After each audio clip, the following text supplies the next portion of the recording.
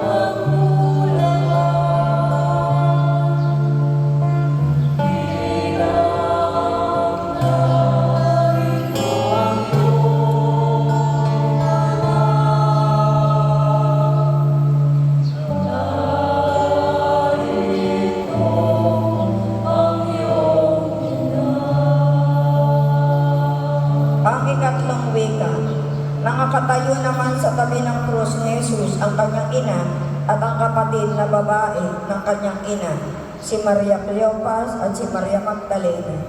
Kaya't pagkakita ni Jesus sa ina at sa alagad na mahal niya na nakatayo sa tabi, sinabi niya sa ina, "Babae, hayan ang anak mo."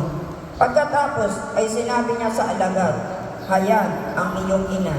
At mula sa oras na iyon, tinanggap siya ng alagad sa kanyang tahanan. Ang salita ng Diyos. Maupo na po ang lahat. At bilang alipin ng ating Diyos na buhay, ako'y nagpupuri, nagpapasalamat sa ating Amang nasa langit. Sa pangalan ni Jesus, kaisa ng banal na Espiritu Santo, sa mahal na Birhen Maria, sa lahat ng naririto, at sa lahat ng mga nanonood ng live stream sa iba't ibang lugar at sa ibang bansa, magandang hapon sa ating lahat. Ang ikatlong wika, kung hindi nalimutan ni Jesus ang Ama at ang mga makasalanan, hindi rin nilimot ang kanyang ina at ang alagad niya. Kaya sinabi sa ina, "Babae, hayan ang anak mo," at sa alagad na pinamahal, "Hayan ang iyong ina." Inihabilin sila sa isa't isa. Mahal ni Jesus ang kanyang ina, kaya inihabilin sa alagad.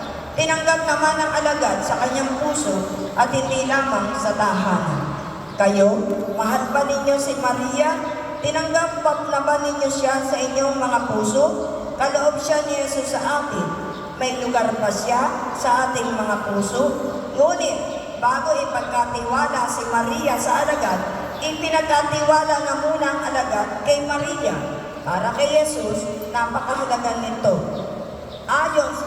Kaya kaganapan ng gawain ni Jesus ang pagbibigay niya sa alagad kay Maria at pagbibigay ng kanyang ina sa alagad. May malalim na kahulugan ang ginawang ito ni Jesus. Sa pagkakataong ito, si Maria ay gumaganap ng mahalagang papel sa kasaysayan ng kaligtasan. Sa paraiso, sinabi ng Diyos sa demonyo, "Ahas, galitin ko kayo. Ikaw at ang babae, ang iyong supli at ang kanyang supli. Dudurugin nito ang ulo mo at tutuklawin mo ang kanyang sako." Ngayon, dumating na ang oras ni Jesus, ang oras ng kaligtasan, oras ng pagdurog sa ulo ni Satanas. Tinatawagan ni Jesus ang babae, nakakampi ng dudurog sa ulo ng demonyo. Ang babaeng ito ay si Maria. Inatasan niya si Maria na maging ina ng kanyang mga alagad na isinasa katawan ng alagad na minamahal ni Jesus. Ibinibigay tayo ni Jesus sa kanyang ina upang tayo'y maging mga anak ni Maria. Ibinibigay naman si Maria sa atin upang ating maging ina. Bukod sa ating mga ina sa laman, ay mayroon tayong ina sa ating buhay pananampalataya. Sa ating buhay bilang Kristiyano at mga anak ng Diyos, ang inang ito na binigay ni Jesus sa atin habang siya ay naghihirap sa krus ay walang iba kundi si Maria. Tayo mga mananampalatayang Pilipino ay nakakaunawa sa kalooban ni Jesus at katulad ng alagad na minamahal sa paanan ng krus ay tinatanggap natin si Maria bilang ating ina. Para sa atin, siya ang mahal na Birhen Maria. Mahal, hindi lamang dahil sa kanyang napakataas na kalagayan bilang ina ng Diyos, anak na nagkatawang tao, kundi dahil siya ay tunay na malapit sa ating mga puso. At ina din namang lumilingap at nagtatanggol sa atin, namamagitan upang tayo ay tumanggap ng biyayang nakamtan para sa atin ng kaisa-isang tagapagligtas, ang kanyang anak na si Jesus. Hindi ba si Maria ang unang tumanggap kay Jesus na bukal ng lahat ng biyaya? Hindi ba siya ang naging daan upang ang anak ng Diyos ay maging taong katulad natin? Si Jesus ay ang anak ng Diyos na ayon kay San Pablo ay isinilang ng isang babae. At ang babae ay si Maria. Si Maria pa ngayon ang nagiging daan ng lahat ng mga biyayang kaloob ni Jesus sa atin. Nag-iwan sa ating ng napakagandang pamana si Jesus. Tanggapin natin ng malugod at sa buntuwa ang pamanang ito, ang kanyang sariling ina, sa ngayon ay atin ng ina. Amen? Bilang ng tao, meron tayong mga ina na inaalagaan kapag sila ay matanda na. Naalala ko yung pinanood ko sa Tanging Yaman, no? Ang Tanging Yaman, iyak ako ng iyak. Kasi yung buong istorya namin magkakapatid. Na si Gloria Romero, dahil sa katandaan na, may mga anak siya. May mayaman na anak, may ordinaryong anak, at may mga mahirap na anak. At siya ibinigay sa mahirap na anak. At ang nagsusustento, yung may perang mayaman. Binibigyan siya ng pera para sa pag-aalaga ng kanyang ina. At dumating yung mga panahon na naroon na mga sumbatan ng mga magkakapatid.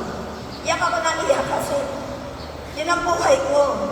Sa akin ibinigay ang aking mga magulang, ang nanay ko, tatay ko, na inaalagaan ko.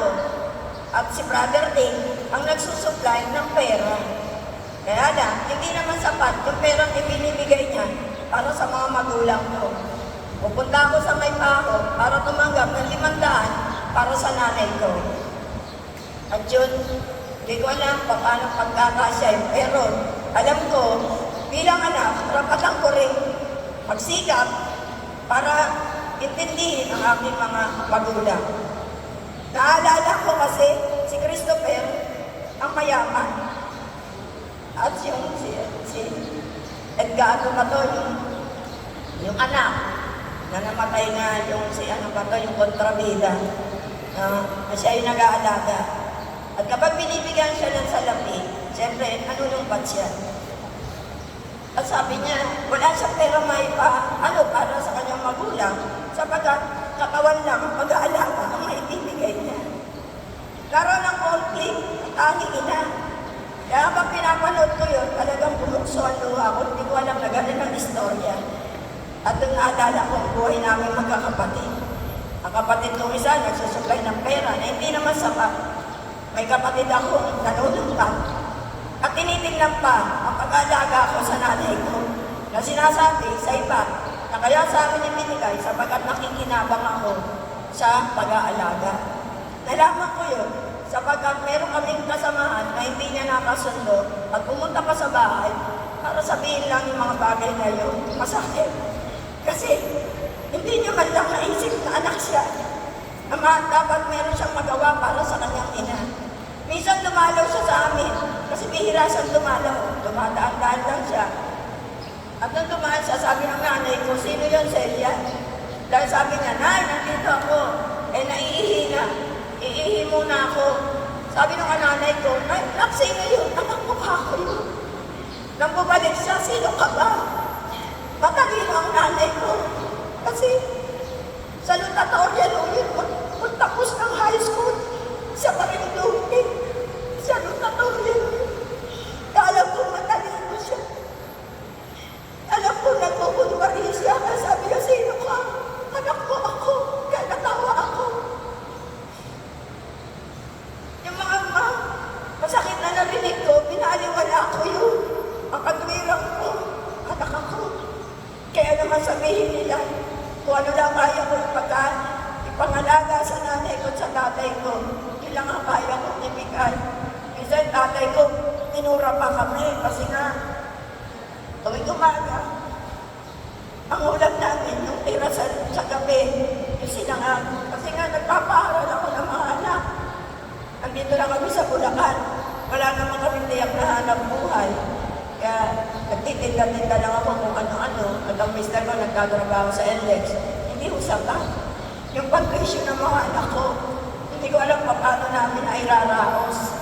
Kasi hindi naman ako nagpunta sa kapatid ko para sabihin ko yung pag-aralin ng mga anak ko. Wala siyang pinag-aral sa mga anak ko. Wala siyang binigyan kahit baon, kahit tuition. Kasi hindi ako palahingi. Hindi ako palalapit. Hindi ko ilapit ang ibang tao. Pero ang sarili ko, hindi ko inilalapit. Dahil sa isip ko, may isip pa ako, bata pa ako, kaya ko. Ganun ang nasa puso ko. Kaya, nang mamatay ang nanay ko, nasabi ng kapatid ko na yun, nandun kami sa Eternal Garden na magkakapatid. Celia, buwan ba pupuntahan natin si nanay? Natawa ako. Harap sila brother Ding, mga kapatid ko. Pupuntahan, buwan-buwan, sa Eternal Garden. Ang layo-layo mula Bulacan. Sabi ko sa kanila, kung gusto niyong puntahan, kung kailang patay na, kayo na dumalaw. Hindi na ako pupunta kasi tapos na. Yung ginawa ko, sa buhay siya. Natawa si brother Ding. Sabi niya, ikaw sa iya, direct to the point kang magsalita. Totoo naman kuya, sinasabi ko, kung sa patay sila, ako sa buhay. Tumigil silang tumahimik. Kasi hindi ko kayang puntahan buwan-buwan. Patay na si nanay. Sana nung buhay pa, nagawa ng sinuman ang mag-alaga sa isang ina. Kaya ako, wala akong regret.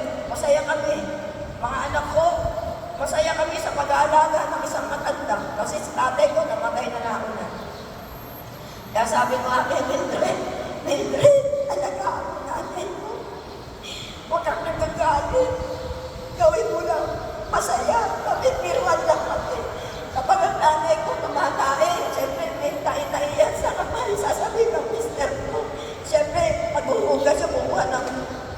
Kaya nga, ibinigay sa akin dahil yung unang ipag ko kay Kuya Nick, hindi niya pati isang nanay ko. Sila, kunin mo na si nanay. Kaya ako kinuha. May sarili siyang sila. Hindi siya pwede umupo sa akin. Sabi ko, nanay, ito ka na umupo. Kasi naupo ako yung sila niya. Hindi ako pwede umupo dyan. Kasi yun lang ang sila ko pwede kong upuan. Bakit gano'n? Kaya sabi ko, alam ba ng kuya yun? Ayun sila lang dapat niya upuan. Yun lang. Kaya sabi ko, nagalit ako. Pero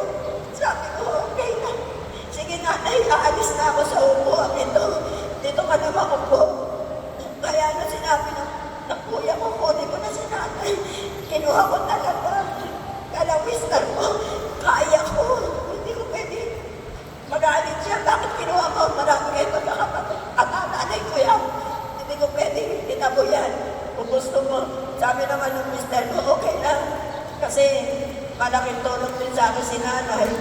Nung panahon binata ako, yung pinagdedate ko sa'yo, galing din sa kanya. Kasi inuutos-utusan siya ng nanay ko at binibigyan ng pera. Kaya sabi niya, okay lang na nandito si nanay. Kasi mabait ang nanay ko. Siya ang inuutusan sa palengke para mamili. Dahil nagtitinda, binibigyan siya ng pera. Iniipon ng mister ko, pinagdedate naman sa akin. Yan ang totoo. Kaya sabi niya, masaya siya. Nandun din ang nanay ko sa amin. Kaya sa loob ng ilang taon, sa akin ang nanay ko, kinuha lang ni brother din dahil naputulan ng paa yung tatay ko at kailangan magsama sila. Sa loob ng 2 taon, nandun yun sa SOC, pero nung ma-opera na, nang mamatay na ang tatay ko, ipinalik na sa akin si nanay. Kaya ilang taon siya, 10 taon siyang nabuhay. 1976, 1978, 1988 siya namatay. Siguro 8 taon sa akin, 7 taon na alaga ko siya. Ang tatay ko siguro 2 taon na sa akin bago siya namatay. Kaya yung biyaya ng Diyos, yung pangako niya, kapag nagmahal kayo ng magulang, ano pangako ng Diyos? Hahaba ang buhay mo at uunlad ka. At tinatanggap ko yung biyaya na yun. Muunlad ako nang di ko namamalayan. Kaya huwag niyong iiwanan ang inyong mga biyanan. Magulang niyo rin yun eh. Huwag lang kayong mabait dahil sa magulang niyo. Yung biyanan ko, ako rin ang nag-intindi. Ako rin nagpapa-hospital. Ako rin naglibing sa kanya. Diyan sa Santa Rita de Gracia. Kaya mahalin niyo sila. At ang biyaya, kayong tatanggap ng biyaya. Kung matanda na sila, hindi na nila kaya gumawa. No? Kailangan nyo lang intindihin, unawain. Kasi talagang makukulit na. Yung tae, nasa daliri. Sabi ng mister ko, naku, yung nanay mo, kumukuha ng pinggan. Siyempre may tae-tae. Pero hindi nagagalit ang mister ko. Kukunin ko na yan, ikaw, hugasan muna kita, sasabunin ko, hugasan ko. Binibigyan ko na, eto, kumuha ka na. So, ganun lang po kami. Alam ko naman na matanda na yun. Kailangan mo lang intindihin, no? Huwag kang magagalit. Ginagawa lang namin biro ang lahat. Masaya, niloloko-loko namin dahil nga, umihi ka na naman, no? Wala kang party. Mga ganun, tatawa lang siya. Ayun, ganun. Ibig sabihin, hindi kami nagagalit. Kaya yung mga anak ko, masaya. Sabi nila, namimiss nila ang lola nila. Kasi masaya kasama. Kinukuha na ng pera ng mga anak ko, kukuha na ba 50. Kasi pagpunta ni brother Tim, magtatago yun sa Bible. Gagawin naman ng mister ko, pag may nakukita, kuha ng 50. Bilang niya yun eh. Sabi niya, alam mo sa iya, diba? Bakit? Mayroong malaking taga rito, 2. Dalawa yung lalaki sa akin, mister ko, tsaka yung anak ko. Ano nangyari? Kinukuha yung pera ko, bawas na ng 100. Sino yung kumuha? Meron. Huwag mong sasabihin, ayaw magturo. Sasabihin ko, halika nga rito kayo. Mister ko, ito ba? Hindi yan. Basta dagang, malaki ulo. Tawa ng tawa, mister. Ako kumuha? Hindi, ikaw, hindi. Alam ko naman sasabihin ng mister ko, kinuha ko. Nagtatawanan lang. Kasi hindi naman niya ginagamit yung pera. Tinatago doon. Kaya pag ako kukuha, kumuha ako ng pera sa'yo. Sige, kuha ka dyan. Kasi nakalibro yun. Pag dumadalaw sa brother Ting, binibigyan siya. No? Pero kaya nga sabi ko sa inyo, naalala ko yung tanging yaman. Ganun-ganun ang buhay namin. No? Isa sa mahirap ibinigay ang anak, ang ina, at yung mayaman na nagsusupply, pero merong mga panunumba. No? Minsan, kayo mga laga kayo sa inyong mga mahal sa buhay, magulang, no? Huwag niyo silang pabayaan. Biyanan, alagaan niyo kung dinakailangan. Ang nanay ko, ang biyanan niya, inalagaan niya hanggang sa mamatay. Kaya yung lupa, sa kanya ibinigay. Kaya nagre-reklamo yung isang kapatid na babae ng tatay ko. Bakit sa nanay ko ibinigay ang lupa? Ngayon nasa amin pangalan ng lupa na yun. At ipinangalan sa tatay ko. Dahil sabi ng nanay ko, huwag kang mag-alala, daddy, hindi kita pababayaan. Kaya siya lang ang nag-alaga sa matandang niya bago namatay. Kaya pagpapala ay tinanggap ng nanay ko hanggang sa daigdig na ito. Panalangin.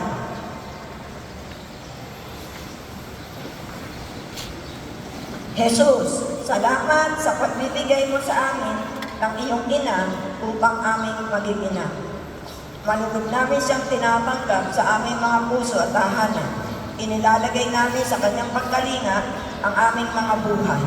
Nananalig kami na ang pagkikisa namin kay Maria ay pagkikisa rin namin sa iyo. Tulungan mo kami lalo pa siyang mahalin at sundin. Inihiling namin ito sa tulong ni Maria, aming ina. Amen. Amen. Sa isang tinig, luwalhati sa Ama, sa Anak, at sa Espiritu Santo, kaparanan sa unang-una, ngayon, magpakailanman, magpasawalang hanggang siyempre. Sa pangalan ng Ama, ng Anak, at ng Espiritu Santo,